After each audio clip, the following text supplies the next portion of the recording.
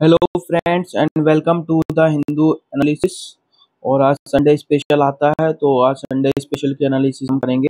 तो शुरू करते हैं अपनी एनालिसिस। आज पूरा ही न्यूज़पेपर देखते हैं, जो जो खास खबरें आई हैं, जो जो इम्पोर्टेंट है हमारे एग्जाम पॉइंट ऑफ व्यू से, उनको देख लेते हैं। तो सबसे पहली जो आज लीड खबर न्यूज़ है वो ये है कि मोबाइल इंटरनेट जो बैन चल रहा था मणिपुर में, उसको जो है लिफ्ट कर दिया गया है, विड्रॉ कर लिया गया है। 140 दिनों के बाद जो है मोबाइल इंटरनेट जो सस्पेंड किया हुआ था उसको जो है फिर से रिस्टोर कर दिया गया है। यहाँ पे याद रखने की बात यह है कि ये जो लॉन्गेस्ट एवर इंटरनेट शटडाउन था ये इस साल का आफ्टर जम्मू कश्मीर में लगभग 552 दिनों तक जो है वो ब्लॉकेड चला था। जब आर्टिकल 370 हटाया गया था उसके बाद अगर देखें तो ये सेकंड जो है लॉन्गेस्ट रहा है 140 डेज का। ठीक है ना, तो ये याद रखना है। उसके बाद आगे देखते हैं और क्या इम्पोर्टेंट खबर है हमारे साथ। बढ़िया, एफीमेरल्स का आपको याद रखना है कि एफीमेरल्स क्या होते हैं, ये साइंस में कभी कभी पूछ लेता है। तो certain plant species wait throughout the year to bloom only during the monsoon because they love rain. और ऐसे प्लांट्स को बोला जाता है एफीमेरल्स, जो सिर्फ शॉर्ट टाइम के लिए जो है वो ब्लूम करते हैं। ठीक है, yes. Bihana Didi wins Norman Borlaug award for rice variety. तो इनको बिहाना दीदी फॉन्डली कहा जाता है। ये है ओडिशा की एग्रीकल्चरल साइंटिस्ट है स्वाति नायक। और she has became only the third Indian agricultural scientist to win the prestigious Norman E Borlaug award for 2023। तो 2023 का जो नॉर्मन ई बोरलॉग अवार्ड है वो दिया गया है ओडिशा की एग्रीकल्चर साइंटिस्ट स्वाति नायक जी को। और इनको जो दिया गया है वो दिया गया for field research and application के लिए इनको ये जो अवार्ड जो है वो दिया गया है। ठीक है ना, ये आपको याद रखना है। आगे देख लेते हैं और क्या इंपॉर्टेंट है।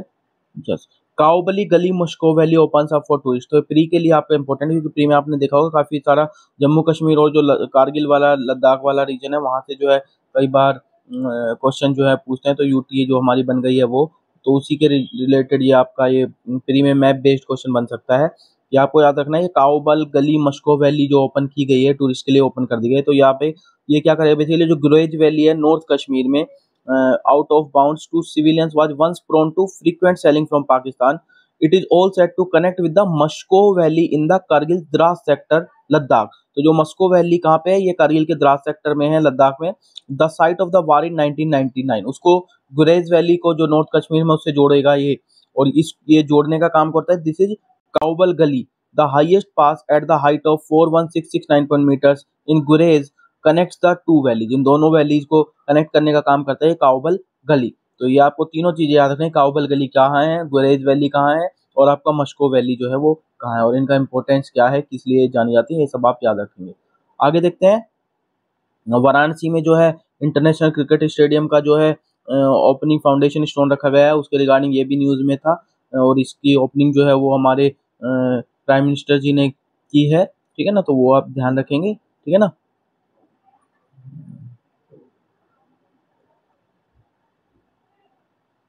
एक टीवी से रिलेटेड आप डाटा याद रखते हैं। एट नेशनल लेवल अगर देखें तो 9.3% पॉपुलेशन जो है वो स्क्रीन की जाती है।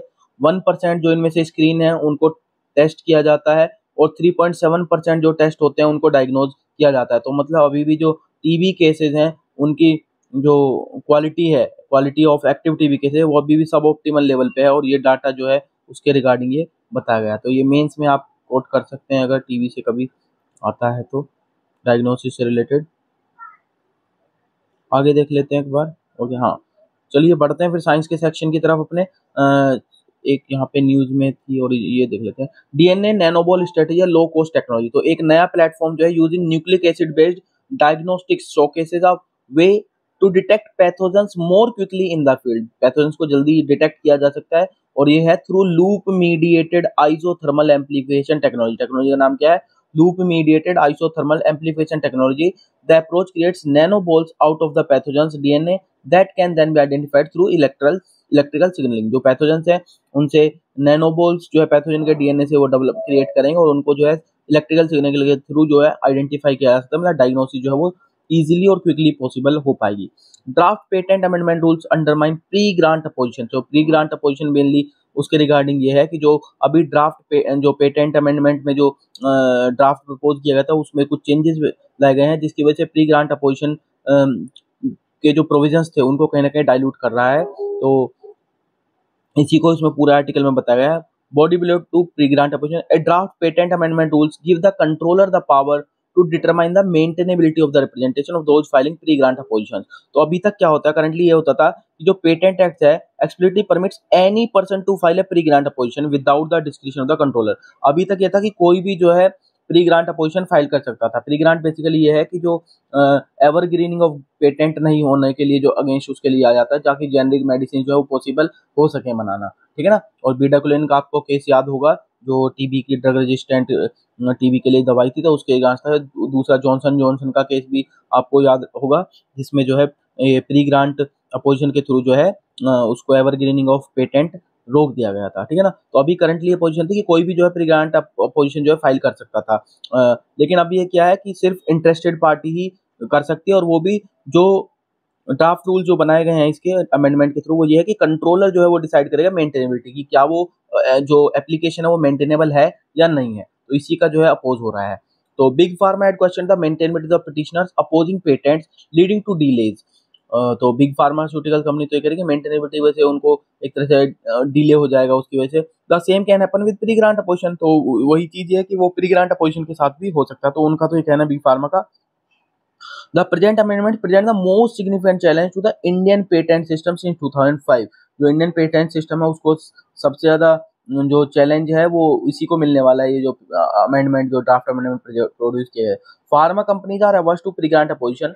The draft patent amendment rules help them by making the process difficult। तो फार्मा कंपनीज जो draft amendment patent amendment rules है तो उससे जो प्रोसेस है वो थोड़ा सा डिफिकल्ट हो जाएगा। There are innumerable instances when patient groups and civil organisations have filed pre grant opposition leading to rejection of patent extension. वही बात है कि पहले भी ऐसे बहुत सारे इंस्टेंसेस जो ऐसे एग्जांपल्स हैं जिनमें पेशेंट ग्रुप्स ने या सिविल सोसाइटी ऑर्गेनाइजेशन ने जो है फाइल किया प्री ग्रांट अपोजिशन, उसकी वजह से जो पेटेंट का एक्सटेंशन एवरग्रीन था वो रिजेक्ट हो गया था, ठीक है ना। और ये जो लेटेस्ट प्री ग्रांट अपोजिशन की बात की रूलिंग आई है, it was not in favor of a pharma company is the bedaquiline drug of MDR TB patients।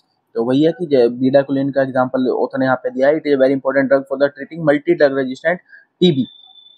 Draft patent amendment rules की बात करें तो मेंटेनेबिलिटी जो है पिटिशनर्स की who file a pre grant opposition will not be automatic but will be determined by the controller. मतलब control जो है उसके पास डिस्क्रिप्शन रहेगा और वो चेक करेंगे कि मेंटेनेबिलिटी है या नहीं है। तो ये इसका जो है अपोजिशन हो रहा है। जो प्री ग्रांट अपोजिशन है वो इंपॉर्टेंट पब्लिक हेल्थ सेफगार्ड था against the patent evergreening and unmerited monopoly. तो ये इसकी फीचर्स हैं या पॉजिटिव क्या थे प्री ग्रांट अपोजिशन, उसमें आप लिख सकते हैं कि ये एक सेफगार्ड की तरह काम करता था पेटेंट एवरग्रीनिंग के अगेंस्ट, और जो अनमेरिटेड मोनोपोलीज थी उनको भी कहीं ना कहीं ये खत्म करता था। It is one sure way to ensure that quality assured and affordable generic remains accessible, कि आप जेनरिक मेडिसिन जो क्वालिटी एश्योर्ड और इजी अफोर्डेबल हैं उनको आप बना सकते थे, लेकिन ये जो ड्राफ्ट लाए कहीं ना कहीं उसको चैलेंज करेगा। But the amendment in the draft patent rule threatens the safeguard against extending the duration of patent protection on completely frivolous ground. तो ये कि उसको जो ड्यूरेशन ऑफ पेटेंट प्रोटेक्शन की उसको एक तरह से एक्सटेंड किया जा सकता है, तो ये उससे कहीं ना कहीं उसको थ्रेटन कर रहा है जो सेफगार्ड प्रोवाइड किया था, ठीक है ना। मेंटेनेबिलिटी क्राइटेरिया को जो इंट्रोड्यूस किया, but there should be rational basis, कि आप बिल्कुल मेंटेनेबिलिटी क्राइटेरिया को आप इंट्रोड्यूस कीजिए लेकिन उसका रेशनल बेसिस होना चाहिए। यदि pre grant opposition has grounds of pre grant then how is it not maintainable. अगर उस जाहिर सी बात है कि प्री ग्रांट अपोजिशन का अगर कोई ग्राउंड ही नहीं होगा प्री ग्रांट का तो वो मेंटेनेबल कैसे होगा। The controller will decide on then arbitrary basis. ये भी हो सकता है जो कंट्रोलर वो आर्बिट्रेरी बेसिस पे जो मेंटेनेबिलिटी को डिसाइड करे, जो कि गलत होगा, ठीक है ना। तो यही सारा इसमें पूरे में डिस्कस किया गया है। आगे देखते हैं फ्रीक्वेंटली आस्क्ड क्वेश्चन में दो क्वेश्चन आए इंपॉर्टेंट। पहला तो यह what are the reasons for rise in global डेब्ट। ग्लोबल डेब्ट में जो राइज देखने को मिला है उसका क्या रीजन रहा है। तो यहाँ पे डाटा दिया ऑथर ने कि जो इंस्टीट्यूट ऑफ इंटरनेशनल फाइनेंस ने रिपोर्ट अभी जारी की थी उसके अकॉर्डिंग जो ग्लोबल डेट है वो ऑल टाइम हाई पे पहुंच गया है, और $307 ट्रिलियन जो है वो सेकंड क्वार्टर में वो 2023-24 के में पहुंच गया है इस रिपोर्ट के समय। Quite notably global debt has risen by about $100 trillion over the last decade. पिछले डिकेड में देखें तो $100 ट्रिलियन से जो है वो ग्लोबल डेट राइज हुआ है। और जो global debt as a share of GDP देखें तो started to increase once again to hit 336% after dropping quite steeply for 7 consecutive quarters. पिछले 7 कॉन्जिक्यूटिव क्वार्टर्स में जो है वो डिक्लाइन हो रहा था, ड्रॉप हो रहा था, लेकिन एकदम से वो जो है 336% उसमें राइज देखने को मिला है। ग्लोबल डेप्थ होता क्या है, तो डेफिनेशन में आपको याद रखना है, प्री मेंस दोनों के पार्ट से है। ग्लोबल डेट एक्चुअली रेफर किया जाता है borrowings of the governments as well as private business and individual. तो गवर्नमेंट की बोरोइंग्स और जो प्राइवेट सेक्टर की बोरोइंग्स है इंडिविजुअल बिजनेस की, उनको मिला के जो हम कहते हैं वो ग्लोबल डेट बोला जाता है। गवर्नमेंट क्यों बोरो करती है, गवर्नमेंट बोरो करती है अपने बहुत सारे जो एक्सपेंडिचर्स हैं उनको मीट करने के लिए, which they are enable to meet through tax and other revenue. जो वो टैक्स है या बाकी जो रेवेन्यूज है गवर्नमेंट के, फीस है, लाइसेंस है, पेनल्टीज है, उनके थ्रू वो उनसे एक्सपेंडिचर को जब वो मीट नहीं कर पाती, सपोर्ट नहीं कर पाती, तो गवर्नमेंट को बोरो करना पड़ता है, ठीक है ना। दूसरा जो गवर्नमेंट बोरो करती है वो इंटरेस्ट पे करने के लिए भी बोरो करती है on the money that have already been borrowed. जो पिछला बोरोइंग की हुई है उन पे इंटरेस्ट भी गवर्नमेंट को देना, तो उनको पे करने के लिए भी गवर्नमेंट फर्दर बोरोइंग करती है, ठीक है ना। या पास्ट एक्सपेंडिचर्स के लिए जो लोन लिया उनको पे करने, इंटरेस्ट पे करने के लिए बोरो करती है। प्राइवेट सेक्टर बेसिकली बोरो करता है मेनली टू मेक इन्वेस्टमेंट, तो ज्यादातर प्राइवेट सेक्टर इन्वेस्टमेंट करने के लिए ही बोरो करता है, तो ये आपको याद रखना है। बढ़ क्यों रहा है, तो both global debt in nominal terms and global debt as a share of GDP have been rising steadily over the decade. अगर डिकेड्स में देखें तो ये स्टेटमेंट बेस्ड बना सकते हैं प्री में कि दोनों ही चीजें स्टेडली बढ़ रही हैं, तो बिल्कुल ये ट्रू स्टेटमेंट होगा। दोनों नॉमिनल टर्म्स में भी ग्लोबल डेट और global debt as a share of GDP दोनों ही जो है वो स्टेडली बढ़ते हुए दिखाई देते हैं। अगर शेयर की बात करें तो 80% जो ग्लोबल डेट में राइज हुआ है वो जो है एडवांस इकोनॉमी से देखने को मिला है, जैसे कि यूएस, जापान, यूके और फ्रांस। और जो इमर्जिंग मार्केट्स में देखें तो मेनली जो चाइना, इंडिया और ब्राजील है, उनकी जो डेट में ग्रोथ है वो देखने को मिलती है, मतलब उनके डेट में राइज ज्यादा देखने को मिल रहा है, ठीक है। What is more interesting than rising debt, तो उतने का कि डेट तो ऐसा नहीं है कि अब पहली बार बढ़ रहा है, ये बढ़ता ही रहता है, लेकिन जो इंटरेस्टिंग चीज थी डेट के राइज होने में वो ये थी the drop in the global debt as a share of GDP over 7 consecutive quarters prior to 2023।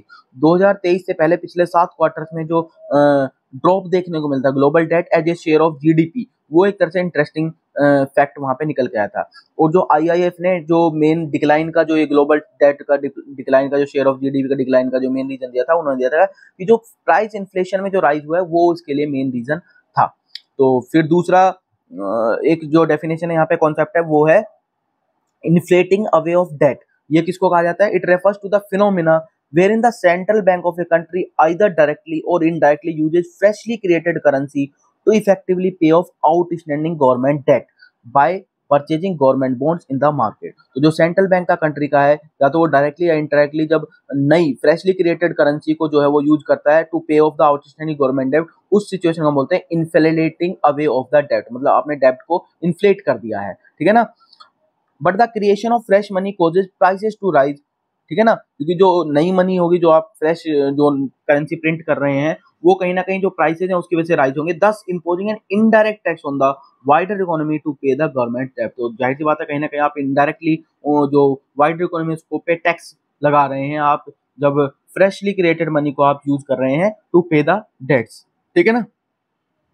क्या चिंता का विषय है, तो इस पे बात की कि जो इंटरेस्ट है जो गवर्नमेंट को पे करना होता है लेंडर्स को, largely remained manageable due to extremely low interest rate. तो अभी तक तो मैनेजेबल था क्योंकि इंटरेस्ट रेट जो है काफी लो थी, लेकिन ये जो है अब धीरे धीरे चेंज होता हुआ दिख रहा है, क्योंकि राइजिंग इंटरेस्ट रेट्स जो है वो जो इंटरेस्ट रेट्स है वो बढ़ रही हैं, और ये बढ़ती हुई जो इंटरेस्ट रेट है these can increase pressure on the government and force them to either default outright or inflate away their debt. तो वो दोनों चीजें या तो उनको ये करेंगी, तो वो या तो अपने आप को डिफॉल्टर कर जाए, मतलब डिफॉल्ट कर जाए, लोन ना पे करें, या फिर जाहिर सी बात है जो इन्फ्लेट करना ही पड़ेगा उनको डेट को, जो हमने अभी बात की थी inflating away of the debt, यानी कि फ्रेश मनी प्रिंट करनी पड़ेगी और उसको पे ऑफ करने के लिए, डेट को पे ऑफ करने के लिए उसको यूज किया जाएगा। फिर आईएमएफ ने वार्निंग ये भी दी है कि जो इंटरनेशनल फाइनेंशियल इंफ्रास्ट्रक्चर है is not equipped to handle unsustainable domestic debt level, कि वो जो अनसस्टेनेबल डोमेस्टिक डेट लेवल है उसको मैनेज नहीं कर सकता है, इतना अच्छा इंटरनेशनल फाइनेंशियल इंफ्रास्ट्रक्चर अभी नहीं है। और rapidly rising private debt levels also lead to worries among analyst about their sustainability. और जो प्राइवेट डेट लेवल जो बढ़ रहे हैं वो भी कहीं ना कहीं चिंता का विषय है, क्या वो सस्टेनेबल है या नहीं है, तो सस्टेनेबिलिटी पे भी क्वेश्चन देते हैं। क्यों, क्योंकि such a rise in linked to unsustainable booms that end in economic crisis when such lending is not backed by genuine savings. अगर ऐसी लैंडिंग्स को आप जेन्युइन सेविंग से बैक नहीं करेंगे, तो जो ये अनसस्टेनेबल बूम होता है कुछ पीरियड के लिए, वो कहीं ना कहीं फाइनली लेके चला जाता है आपको फाइनेंशियल क्राइसिस की तरफ। और इसका एग्जांपल भी ऑथर ने यहाँ पे दिया है, जो 2008 की फाइनेंशियल क्राइसिस थी वो इसी का रिजल्ट थी। The crisis was immediately preceded by economic boom, क्योंकि उससे जस्ट पहले इकोनॉमिक बूम आया था, which was fuelled by US Federal Reserve's easy credit policy. तो जो उसकी इजी क्रेडिट पॉलिसी की वजह से बूम आया था, उसके बाद 2008 की ग्लोबल फाइनेंशियल क्राइसिस देखने को मिली थी। तो यही है कि जो अनसस्टेनेबलिटी रहेगी ये डेट लेवल्स की, तो उससे कहीं ना कहीं वो आप फाइनेंशियल क्राइसिस की तरफ लीड करेगा आपको, ठीक है ना। होप आपको ये समझ आएगा। आगे देखते हैं, why have India Canada tensions worsened, कि इंडिया और कनाडा की टेंशंस क्यों वर्सन हुई। तो यहाँ पे एलिगेशंस दोनों ने एक दूसरे के अगेंस्ट लगाई हैं। कनाडा ने बोला है कि इंडियन इंटेलिजेंस एजेंसीज का जो रोल है वो निज्जर की किलिंग में, तो इंडिया ने एक्यूज को क्यों, इंडिया काउंटर जो है एक्यूज कर रहे हैं कि वो जो प्रो खालिस्तानी जो एक्सट्रीमिस्ट हैं उनको सेफ हेवन प्रोवाइड करता है कनाडा, ठीक है ना। बाकी कंट्रीज ने कैसे रिएक्ट किया है, तो क्योंकि कोई भी जो है एविडेंस जो है वो प्रोड्यूस नहीं कर पाया है, कनाडा की जो किलिंग्स हैं वो उनसे लिंक्ड है। तो जो हमारी MEA minister of external category denied mister Trudeau's allegations, calling them absurd, but pointed out that not just Niger, many people wanted for Khalistani separatist violence in India received safe havens in Canada despite a number of representation by India for their extradition। की काफी सारी request के बाद भी कि उनको extradite किया जाए इंडिया के में, और उनको जो है अभी भी सेफ हेवन प्रोवाइड कर रहा है कनाडा। ये इंडिया का जो है वो एलिगेशन है। एविडेंस की बात करें तो Canada is yet to release any specific evidence tying India to the killing, which if proven would constitute a violation of the Canadian sovereignty and international rule of law। तो अगर prove हो जाएंगी तो कहीं ना कहीं जो वायलेशन है कैनेडियन सोवरेंटी का वो जरूर देखेंगे कि इंडिया ने एक तरह से वायलेट किया है। लेकिन वहीं पे ये है कि जो कनाडा बात कर रहा है कि उसने जो है उसके पास सिग्नल इंटेलिजेंस भी और ह्यूमन इंटेलिजेंस भी है, that included communications between diplomats with in the Indian high commission. तो अगर ये चीज पॉइंट आउट कर रहे हैं, तो अगर ये है ऐसा है भी, तो this would also mean that Canadian security agencies had surveillance operations targeting the Indian mission, a violation of diplomatic protocol. क्योंकि कहीं ना कहीं कनाडा ने जो डिप्लोमेटिक प्रोटोकॉल है उसको वायलेशन किया गया है। फाइव आइज अलायंस जो है वो कैसे रिस्पॉन्ड करे, तो फाइव आइज अलायंस जो है ग्रुपिंग है जो पोस्ट सेकंड वर्ल्ड वार में एरा में आई थी, एंड उसने इसी को statement expressing concern over Canada's allegations and called on India to cooperate with investigation. तो एलिगेशन जो लगाए हैं कनाडा ने उस पर उन्होंने कंसर्न तो जताए, और ये इंडिया को ये भी बोला है कि इन्वेस्टिगेशन में कोऑपरेट करें। लेकिन उनमें से अभी किसी ने भी so far has gone further in backing the evidence Canada claims it has. जो भी एविडेंस कनाडा ने कहा है उसके पास है, उसके लिए अभी किसी ने भी फाइव आइज में से किसी भी कंट्री ने जो है उसको जो सपोर्टिंग या बैकिंग अभी तक नहीं दी है, ठीक है ना। फिर यूएस के जो NSA and national security adviser Jake Sullivan, उन्होंने ये बोला है कि US would not give India any special exemption if Mr Trudeau allegation are proven. अगर प्रूव हो जाएंगे तो कोई स्पेशल एलिगेशन नहीं होंगे। वहीं पे इंडियन ऑफिशियल जो है वो डिनाई कर रहे हैं एलिगेशन ऑफ एन असैसिनेशन। और कुछ जो फॉर्मर इंडियन डिप्लोमेट है उन्होंने ये भी पॉइंट आउट किया कि जो वेस्टर्न का डबल स्टैंडर्ड है उसकी तरफ पॉइंट आउट किया है। क्यों? उन्होंने बोला कि यूएस किल करता है डेजिग्नेटेड टेररिस्ट को ड्रोन स्ट्राइक्स या ऑपरेशंस में, जो ईरानियन जनरल सोलेमानी को इराक में मारा था, या अलकायदा के चीफ ओसामा बिन लादेन को पाकिस्तान में मारा था, तो उसको तो प्राउडली क्लेम किया जाता है। लेकिन अगर similar operation India carried out करता है तो उसको जो है स्क्रूटनी फेस करने की बात करते हैं, ठीक है ना। तो ये डबल स्टैंडर्ड्स को जो है कुछ फॉर्मर डिप्लोमेट्स भी साइट कर रहे हैं। बहुत इंपॉर्टेंट पॉइंट है ये जो साइट किया गया है कि आप ऐसे डुबियस स्टैंडर्ड डबल स्टैंडर्ड तो आपको नहीं रखने चाहिए। India's decision to suspend visas to Canadian could see reciprocal action by Canada that would affect hundreds of thousands awaiting their visa। तो जो दोनों ने रेसिप्रोकल स्टेप्स लिए गए हैं कि इंडिया ने कनाडा को वीजा सस्पेंड किया, तो कनाडा भी इसके जवाब में हो सकता है सस्पेंड कर दे, तो उससे जो हंड्रेड्स ऑफ थाउजेंड जो वीजा वेट कर रहे हैं वो जरूर अफेक्ट होने वाले हैं। Next is what will hold up women's reservation bill. तो वुमेन्स रिजर्वेशन बिल जो कि अभी आपको पता होगा पार्लियामेंट में अभी रिसेंटली राज्यसभा में पास हो गया, तो प्रेसिडेंट के असेंट के बाद ये जो है एक एक्ट बन जाएगा। तो 128th अमेंडमेंट बिल के थ्रू उसको लाया गया था, ये प्री के लिए आपको याद रखना है। और इसका जो मेन फीचर है वो ये है कि it will provide 33% reservation for women in the Lok Sabha and state legislative assembly. 33% reservation ये दिएगा। बिल क्या कहता है? बिल का पहले तो नाम आपको याद रखना, नारी शक्ति वंदन अधिनियम इसका नाम है। सीक्स टू रिजर्व 1/3 सीट्स जो है रिजर्व करेगा वुमेन के लिए लोकसभा में, स्टेट लेजिस्लेटिव असेंबलीज में, और नेशनल कैपिटल टेरिटरी दिल्ली में जो है रिजर्व करेगा 1/3 सीट। और ये सीट्स जो रिजर्व है वो अप्लाई होंगे एससी पे भी और एसटी पे भी, लोकसभा और स्टेट असेंबलीज में, ठीक है ना। और जो सीट रिजर्व है वुमेन की will be rotated after each delimitation exercise. Her delimitation exercise के बाद जो है वो सीट रोटेशन होगा, ठीक है ना। इश्यूज क्या क्या रहे हैं मेन जो रिगार्डिंग ये रहे हैं उसके, वो ये रहा है कि पहला तो है कि पीरियोडिकल डिलिमिटेशन एक्सरसाइज है, as this would mean a prolonged delay in the quota coming into force. की जो डिलिमिटेशन है वो थोड़ी सी लेट होती है, क्योंकि तो इससे मतलब जो कोटा जो आने वाला है, जो रिजर्वेशन देगा वो अभी उसको टाइम देगा, डिले हो जाएगा। 2002 में अगर देखें तो आर्टिकल 82 ने अमेंड किया गया था to the effect that it shall not be necessary to razor the allocation of Lok Sabha constituencies state wise and the division of each state into constituency until the figures of the first census held after 2026 were available। 2026 के बाद जब तक आपका census नहीं आ जाता तब तक आपकी सीट शेयरिंग या डिलिमिटेशन वो है जो होल्ड पे रख दिया गया था। तो मेन इशू जो रेज किया जा रहा है वो ये रखा जा रहा है कि जो वुमेन कोटा है क्या उसको जब तक 2031 का सेंसस नहीं हो जाता और उसके बाद जब डिलिमिटेशन एक्सरसाइज नहीं हो जाती तब तक क्या वो डिले रहने वाला है। हालांकि जो होम मिनिस्टर है हमारे उन्होंने इन्फॉर्म जरूर किया पार्लियामेंट को कि जो सेंसस है और जो डिलिमिटेशन एक्सरसाइज है वो दोनों ही जनरल इलेक्शन जो 2024 में ड्यू है उनके बाद जो है वो कि दोनों ही चीजें कर दी जाएंगी। जो दूसरा इशू है जो अपोजिशन पार्टीज ने वो रेज किया वो ये है द क्वेश्चन ऑफ हैविंग सब Kota for women from other backward classes. जो ओबीसी को सब कोटा की बात की है उनको भी उनके लिए बात की गई है, क्योंकि no separate reservation for OBC who consider more than 40% of the population। 40% population OBC में कवर होती है, लेकिन उनके लिए कोई सेपरेट रिजर्वेशन जो है वो नहीं रखा गया है। तो ये एक इशू जो दूसरा इशू है वो उठाया गया है। और जो बेस की बात करें कि ग्राउंड क्या है भाई रिजर्वेशन देने का, तो जो 73rd और 74th कॉन्स्टिट्यूशनल अमेंडमेंट आए थे 1993 में हमारे, उनका थ्रू बेसिस बना है। और उन्होंने क्या किया था, ये दोनों ही अमेंडमेंट इंट्रोड्यूस किया, panchayat and urban local bodies को इंट्रोड्यूस किया था इन द कॉन्स्टिट्यूशन। और उन्होंने जो 1/3 रिजर्वेशन वुमेन के लिए मैंडेट किया था इन दोनों ही बॉडीज में, पंचायत में भी, पीआरआईज में और अर्बन लोकल बॉडीज में भी। और बिहार जो है पहली स्टेट बनी थी जिसने 50% जो है रिजर्वेशन दिया था वुमेन को पंचायत बॉडीज में। और अगर अभी प्रेजेंट की बात करें तो लगभग 20 से ज्यादा स्टेट्स में 50% रिजर्वेशन है वुमेन को एट पंचायत लेवल। तो ये प्री के लिए आपको याद रखना है कि वहां पे पोजीशन क्या है रिगार्डिंग वुमेन रिजर्वेशन, ठीक है ना। तो क्या पहला अटेम्प्ट था ये बिल पास करने का? नहीं, ऐसा नहीं है। इससे पहले कई बार जो एफर्ट किए गए हैं। 81st कॉन्स्टिट्यूशन अमेंडमेंट बिल जो है वो लाया गया था, पहली बार इंट्रोड्यूस किया था लोकसभा में 1996 में by Deve Gowda led united front government ने। हालांकि वो पास नहीं हो पाया था। उसके बाद 1998 में अटल बिहारी वाजपेयी की जो एनडीए की गवर्नमेंट थी उन्होंने भी इंट्रोड्यूस किया था बिल, लेकिन वो भी लेफ्ट हो गया था जब गवर्नमेंट 1999 में फेल हो गई थी, ठीक है ना, मतलब गवर्नमेंट वो हुई थी। फिर उसके बाद रीइंट्रोड्यूस दोबारा से हुआ 1999 में, 2000 में हुआ, फिर 2002 में हुआ, फिर 2003 में हुआ, लेकिन कोई भी पास नहीं हो पाया। फिर 2010 में Manmohan Singh led UPA government जो थी उसने टेबल किया था बिल राज्यसभा में और वो भी जो है वो पास नहीं हो पाया था। प्रेजेंट सिचुएशन में अगर डाटा पॉइंट आपको याद हो पिछले 1-2 दिन पहले का, तो उसमें बताया कि अभी प्रेजेंटली 82 वुमेन जो है वो लोकसभा में है और इम्प्लीमेंटेशन के बाद जो है वो कम से कम 181 वुमेन जो है वो लोकसभा में हो जाएंगी, ठीक है ना। और 20 से ज्यादा स्टेट और यूटी ऐसी हैं जहां पे अभी भी वुमेन का शेयर वो 10% से कम है, ठीक है ना।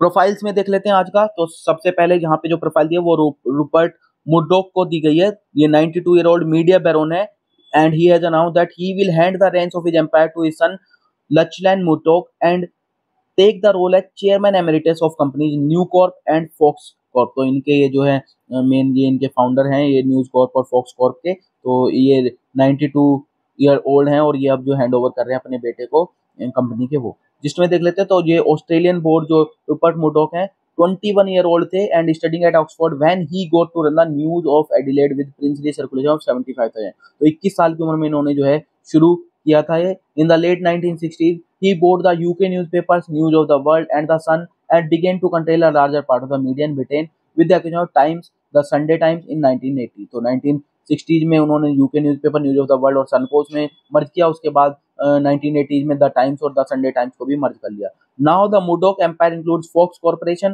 Parent company of Fox News, America's most watched TV news channel and News Corp which owns newspaper including the Times London and the Wall Street Journal। तो ये सारे के सारे आज इनकी कंपनी का पार्ट हैं, ठीक है ना।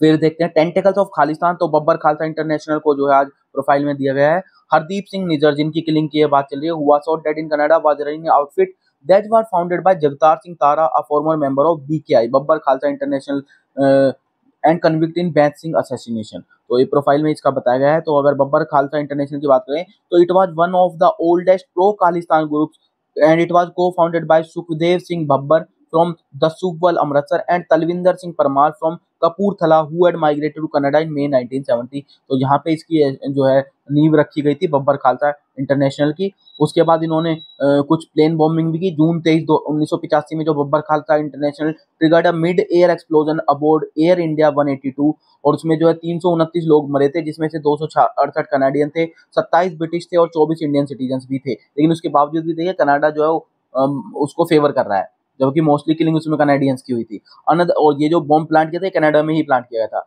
Another plane to take off from Narita international airport in Japan, Air India 301 was also targeted, लेकिन जो बॉम्ब था वो एक्सप्लोड हो गया पहले ही, प्लांट करने से पहले ही, ठीक है ना। तो वहां पे मतलब ज्यादा किलिंग्स नहीं हुई। दो जो बैगेज हैंडलर थे वो लोग वहां पे उनकी डेथ हुई थी, ठीक है ना। फिर उसके बाद उसने बताया कि the Babbar Khalsa international regrouped and on August 31 1995 executed the assassination of then Punjab chief minister Beant Singh through human bomb Dilawar Singh at the Chandigarh secretary. कुछ समय के लिए जो बब्बर खालसा इंटरनेशनल उसको शांत रखा गया। ज्यादातर जो उससे रिलेटेड जो लीडर्स थे या टेररिस्ट थे उनको पुलिस ने या तो एलिमिनेट कर दिया या अरेस्ट कर लिया था। लेकिन उसके बाद दोबारा से अगस्त 31 1995 रिग्रुप हुआ, और जो पंजाब के देन चीफ मिनिस्टर थे बेंत सिंह, उनकी असैसिनेशन में जो है उनका असैसिनेशन जो है वो इसने एक तरह से एग्जीक्यूट किया, ठीक है ना। तो यही सब इसमें बताया गया है। आगे देखते हैं। बिजनेस में आज एक खबर थी, 2 चिप प्रपोजल्स अंडर प्रोसेस। तो माइक्रोन प्लांट जो है फॉर विच कंस्ट्रक्शन है started will start producing the first chip from December 2024, says union minister of electronic information technology. He expects proposal to take shape in next few months में जो है काम शुरू हो जाता है। 2 big semiconductor proposals are under process हैं and expected to take shape in the coming months. Project will focus on a special area where India could emerge as a leader at the global level. दूसरा, Micron जो है वो invest करेगा up to $825 million in the plant under construction in the Gujarat in 2 phases. Gujarat में construction होना है, ये याद रखेंगे, और 2 फेजेज में बनने वाला है। फेज 1 में जो है include 5 lakh square feet of plant clean room space जो है इसमें प्लान किया गया है। और टाटा प्रोजेक्ट्स भी जो है to construct Micron chip plant in India. Tata project जो है कंस्ट्रक्ट करेंगे माइक्रोन के चिप प्लांट इंडिया में, ये भी आपको इससे रिलेटेड याद रखना है, ठीक है। आगे देखते हैं। स्पोर्ट्स में आपको बता दें कि जो एशियन गेम्स है वो स्टार्ट हो गए हैं, और जो ओपनिंग सेरेमनी लीड किया उनका आपको नाम याद रखना है, प्री में आ जाता है या फिर और वनडे एग्जाम्स में पूछा जाता है। तो हरमनप्रीत और लवलीना इन्होंने लीड किया इंडियन कंटीजेंट को ओपनिंग सेरेमनी में, ठीक है ना। तो चाइना के ये हमने बताया था हांगझोउ जो प्रोविंस है, हांगझोउ प्रोविंस है, वहां पे ये हमारे जो एशियन गेम्स है वो हो रहे हैं, ठीक है। स्पोर्ट्स से एक और खबर है कि वर्ल्ड नंबर 1 इंडिया ने जो अभी कल ऑस्ट्रेलिया को जो हराया है अभी रिसेंट उसमें फर्स्ट वनडे में, उसमें एक हिस्ट्री क्रिएट की है। ऑस्ट्रेलिया को बीट करते तो इंडिया जो है तीनों ही फॉर्मेट में, टेस्ट में, ओडीआई में और T20 में नंबर 1 टीम बन गई। और सिर्फ साउथ अफ्रीका ऐसे थी जो जिसने पहले अचीवमेंट हासिल किया था। अब उसके बाद सेकंड इंडिया जो हो गई है जिसने ये जो अचीवमेंट हासिल किया कि तीनों ही रैंकिंग में, टेस्ट की, ओडीआई की और T20 में नंबर 1 टीम जो है वो बन गई है। साउथ अफ्रीका 2012 में बनी थी, इंडिया जो है 2023 में ये बनी है, ठीक है ना। तो ये आप याद रखेंगे। तो इतना ही था। एक आज देख लेते हैं फेस्टिवल और दिया सेलिब्रेटिंग द रेंज। तो यहाँ पे बेसिकली 9 मंथ का मॉनसून फेस्टिवल सेलिब्रेट किया लंबडाज ऑफ तेलंगाना। ये आर्ट एंड कल्चर में आपको याद रखना है। ये तीज फेस्टिवल सेलिब्रेट करते हैं और ये कम्युनिटी करते हैं लंबडाज ऑफ तेलंगाना, ठीक है ना। Seeks a bountiful harvest and prosperous life, ठीक है ना। तो दिस इज इट। होप आपको ये डिस्कशन अच्छा लगा हो। वीडियो अच्छा लगा है तो आप लाइक कर सकते हैं, और चैनल को सब्सक्राइब करेंगे तो ज़्यादा लोगों तक आउटरीच भी बढ़ेगी। So thank you.